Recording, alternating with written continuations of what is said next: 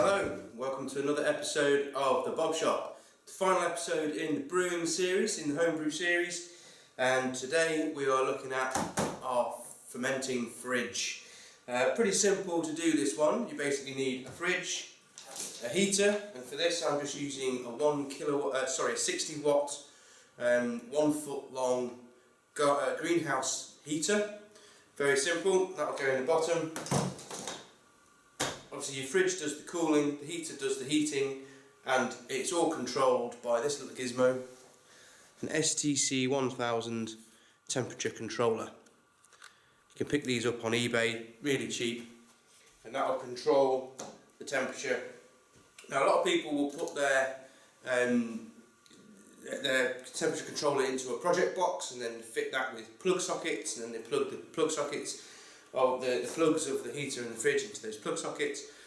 I'm just going to hardwire it all together. So this STC 1000 is going to go on top of the fridge just there, and we'll just zip tie that on, and then the heater and the fridge will be hardwired into the controller because I'm not going to use them for anything else, and they don't need to come to pieces, and that's just as it's going to be. It's quicker, it's simpler, it's easier, there's less bits and joins and things to go wrong, and so that's what we're going to do. We've also got to build a little bit of a platform inside because, as you can see, like all fridges, there's the shelf at the back, so there needs to be a platform built in there that will give us a flat platform for the fermenting vessel to sit on. So we'll crack on with those things, see how it goes.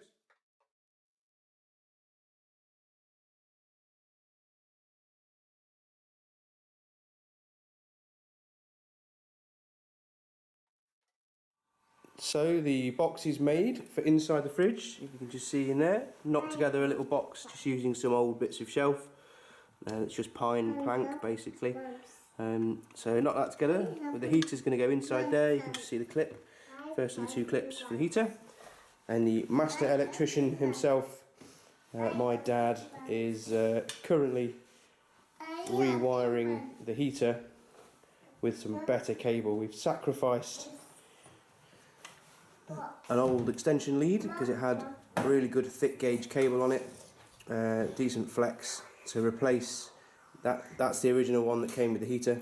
It's quite thin, so we've replaced it with nice thick gauge cable, and we've drilled a hole in the back of the fridge for the cable to go through, and we're using the condensation drainage hole down there for the temperature sender to go through, because that's thin enough that it doesn't actually completely block that hole, so it will still work as a condensation hole. That's inside the fridge.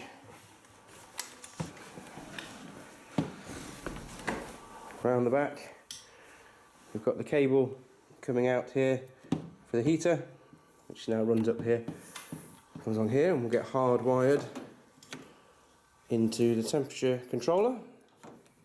And the fridge will also be hardwired into the temperature controller with the original fridge cable. And that'll be that. Okay, the fridge is done. The fermenting fridge is finished. So I'll give you a little tour. Basically, here we have the control panel. You'll all be familiar with one of those, I'm sure, STC 1000. We used the wiring diagram that's very commonly available from YouTube. It's on Google and all sorts. And it was actually the same as the one that's printed on here. I know quite often people would have said that what's printed on here is different, but ours was the same. So we've used that as a guide, and actually we've bridged some of the contacts in here. Rather than bring them out to a chocolate block and have it all connected that way, we've just bridged them across the contacts in here. There's your live in. And we've bridged it across those ones, which obviously is your mains power there. And the neutrals have all been crimped together in a crimp connector, and obviously go into the correct one in there. Temperature sender, that runs down the back here on the opposite side of the fridge to the mains power, so that we don't get any inducted variations from the electromagnetic fields and blah blah blah, and that goes in through the condensation hole in the bottom and into, if we come around this side, into the fridge.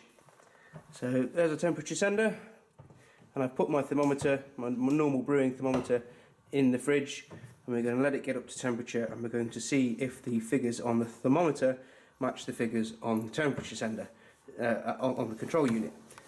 Heater mounted in the bottom there, inside the little box. Drilled a hole in the back corner for the power cable to run through. And that is that. One brew fridge finished. So, thanks very much for watching these videos. Hope they were useful, hope they were helpful, hope they were entertaining. We'll be back soon with something not brewery related. And yeah, we'll look forward to seeing you in the next video. Cheers guys, take care.